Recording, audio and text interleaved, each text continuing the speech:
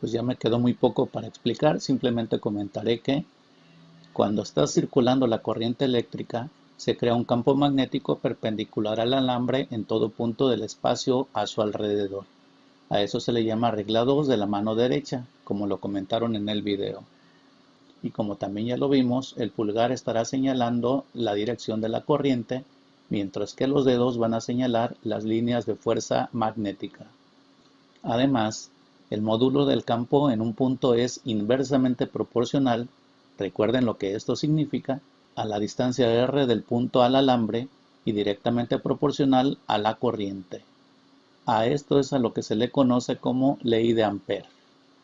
Y se va a manejar una constante de proporcionalidad que va a depender del medio y se designa como la permeabilidad magnética del medio dividido entre 2pi. Matemáticamente queda representado así. Tampoco haremos ejercicios de esta ley. Vamos a ver ahora la ley de Faraday. Para ello les preparé un video. Vamos a verlo poniéndole la atención debida, por favor.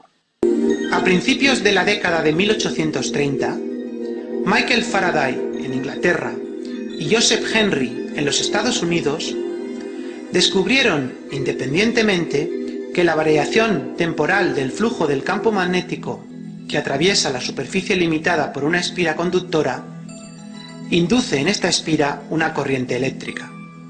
En sí mismo, el proceso se conoce como inducción electromagnética. La inducción electromagnética es el principio fundamental del generador eléctrico, del transformador y de otros muchos dispositivos de uso cotidiano. Para realizar una experiencia de inducción electromagnética se va a considerar el montaje de la imagen. En este montaje se dispone de una bobina con un gran número de espiras, conectada mediante dos cables a un amperímetro. Asimismo, también se hará uso de un imán. En primer lugar, se ajusta el amperímetro de modo que el cero quede en el centro de su escala. Se observa que cuando la corriente va en un determinado sentido, la aguja del amperímetro se desplaza, por ejemplo, hacia la izquierda del cero, mientras que si la corriente cambia de sentido, la aguja se desplaza hacia la derecha. En la imagen se indica el sentido de la corriente mediante flechas rojas, así como el desplazamiento de la aguja del amperímetro en cada caso.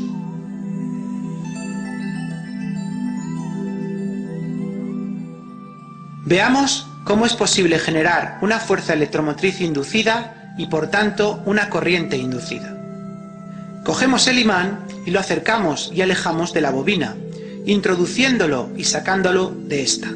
Se observa en el amperímetro cómo se induce una corriente eléctrica cuyo sentido cambia si se acerca o se aleja el imán. Al acercar el imán, la aguja del amperímetro se desplaza hacia la izquierda, mientras que al alejarlo lo hace hacia la derecha. Sin embargo, no existe corriente inducida si el imán está en reposo respecto a la bobina. Puede verse en este caso que la aguja del amperímetro no se mueve. Si se cambia la orientación del imán y por tanto la de su campo magnético, se produce el mismo fenómeno, pero ahora el sentido de la corriente inducida es distinto que en el caso anterior. Al acercar el imán, la aguja del amperímetro se desplaza hacia la derecha, mientras que al alejarlo, la aguja se desplaza hacia la izquierda. Además, si el imán se acerca o se aleja más rápidamente, la corriente inducida es mayor. Como en el caso analizado anteriormente, no hay corriente inducida si el imán está en reposo respecto a la bobina.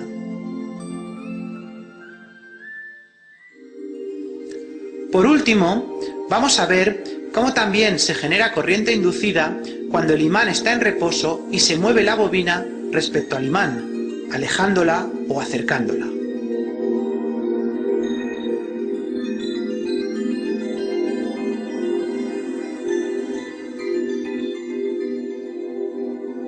Al igual que en los casos anteriores, cuando no hay movimiento relativo entre la bobina y el imán, no existe corriente inducida y por lo tanto la aguja del amperímetro no se mueve. Al acercar el imán a la bobina, aumenta el flujo del campo magnético que atraviesa cada una de sus espiras y se induce una corriente eléctrica. Sin embargo, cuando el imán está en reposo respecto a la bobina, el flujo del campo magnético que atraviesa la bobina no cambia. Al alejar el imán, disminuye el flujo magnético y también se induce una corriente eléctrica, pero de sentido contrario al del caso anterior.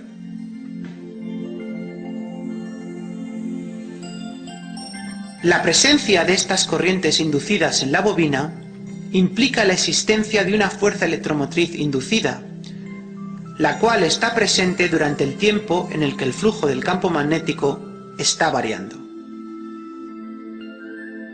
El flujo del campo magnético que atraviesa la bobina está relacionado con la fuerza electromotriz inducida mediante la ley de Faraday-Henry, que establece que la fuerza electromotriz epsilon depende de la rapidez con la que varíe el flujo magnético phi.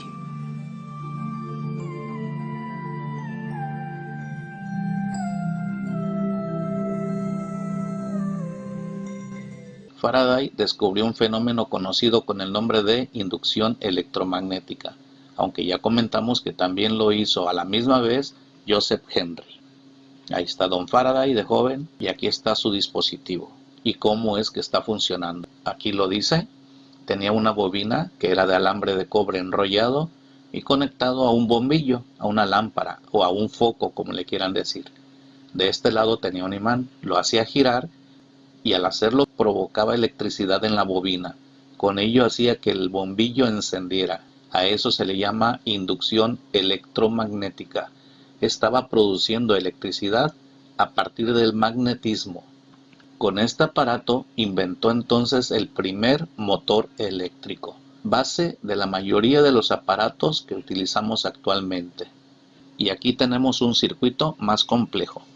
Al cerrar el circuito, la corriente eléctrica que circula por el bobinado de la derecha induce una corriente eléctrica en el bobinado de la izquierda que influye en la brújula. Recuerden que bobinado se le llama porque está enrollado. Bobina se le llama o solenoide. De manera más formal, la ley de Faraday establece que la corriente inducida en un circuito es directamente proporcional a la rapidez con que cambia el flujo magnético que lo atraviesa. Aquí está el experimento que realizó Don Faraday. Lo anterior se explica aquí. Supongamos que se coloca un conductor eléctrico en forma de circuito en una región en la que hay un campo magnético. Si el flujo F a través del circuito varía con el tiempo, se puede observar una corriente en el circuito. Midiendo la fuerza electromotriz inducida, se encuentra que depende de la rapidez de variación del flujo del campo magnético con el tiempo, lo que ya hemos estado comentando. Complementando lo anterior, comentaremos que Michael Faraday descubrió que el movimiento relativo de la bobina y el imán crean electricidad, así como se ve aquí. Y la ley que estableció Faraday nos dice que la magnitud de la fuerza electromotriz inducida en un circuito es igual a la razón del cambio del flujo magnético a través del mismo. Con los experimentos que realizó, llegó a la conclusión de que la fuerza electromotriz se puede inducir, lo mismo que la corriente eléctrica, mediante una simple bobina o un simple alambre dentro de un campo magnético. Y la ley de Faraday se escribe matemáticamente así. En el video vieron que esto significa epsilon y representa la fuerza electromotriz o FEM, como se escribe así. Y este símbolo nos representa el flujo magnético entre el tiempo, es decir, durante el tiempo que este flujo magnético se esté dando. O sea, la FEM es inducida en un circuito cuando el flujo magnético a través de un circuito varía en el tiempo. Es lo que significa esta ecuación. Y si notan, hay un signo negativo. Como ya dije, este símbolo nos indica el flujo magnético y el signo negativo nos va a representar la oposición que existe en los campos inducidos por el flujo magnético y la fuerza electromotriz. Y este flujo electromagnético es igual a B de A. Lo vamos a ver un poquito más adelante. De los experimentos que realizó Michael Faraday, formuló las siguientes leyes. La primera, Aparece corriente eléctrica en un circuito siempre que se produzca una variación en el campo magnético que atraviesa la superficie definida por el circuito. Y la intensidad de la corriente generada va a depender de la rapidez con que varía el campo magnético. Y como mencionamos en la ley de Ampère, la fuerza electromotriz inducida en una bobina se va a calcular así. La fuerza electromotriz epsilon es igual a menos n, que es el número de espiras, por el flujo magnético entre el tiempo. Ahora bien, si trabajáramos transformadores, la fórmula sería esta. En los transformadores, la energía es igual al principio que al final. Al principio se le llama primario y al final se le llama secundario. Y si manejáramos voltajes quedaría así. Voltaje en el primario entre el número de espiras en el primario es igual al voltaje en el secundario entre el número de espiras en el secundario. Vamos a terminar este tema viendo algunos ejercicios o problemas. Número 1. Una bobina de 60 espiras emplea 0.04 segundos en pasar entre los polos de un imán en forma de herradura desde un lugar donde el flujo magnético es de 2 por 10 a la menos 4 Webers a otro en el que el flujo magnético es de 5 por 10 a la menos 4 Webers. La pregunta es, ¿cuál es el valor de la fuerza electromotriz media inducida? Empezamos con los datos. N es el número de espiras, son 60. El flujo magnético inicial, 2 por 10 a la menos 4. Y el flujo magnético final, que es 5 por 10 a la menos 4 Webers. Que quiero calcular la fuerza electromotriz media inducida, que se representa con este símbolo, con esta letra griega. Recordemos, es epsilon. La fórmula es esta, también ya la escribimos. Y ahora vamos a sustituir. En lugar de n pondremos menos 60, el flujo magnético inicial, el flujo magnético final y el tiempo. ¿Qué vamos a hacer aquí? Restamos primero 5 por 10 a la menos 4 Webers menos 2 por 10 a la menos 4 Weber. El resultado se multiplica por 60 y por último se divide entre 0.04 segundos, obteniendo un resultado de menos 0.45 volts. ¿Por qué volts? Porque es lo que resulta de dividir Weber entre segundos, volts.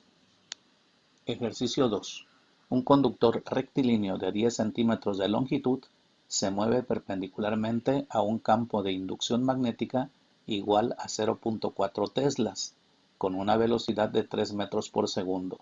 Pregunta, ¿cuál es el valor de la fuerza electromotriz inducida? Los datos, la longitud son 10 centímetros, aquí está, pero los necesitamos en metros, equivale entonces a 0.1 o 0.10 metros, es lo mismo. El valor de campo de inducción magnética es de 0.4 teslas, aquí está, se representa con la letra B mayúscula.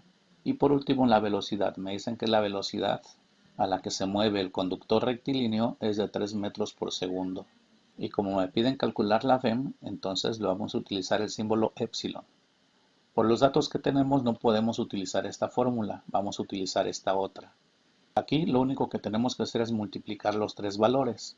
Así, 0.4 teslas por 0.10 metros por 3 metros por segundo, dándonos por resultado 0.12 volts. Los volts resultan de multiplicar teslas por metro al cuadrado entre segundo.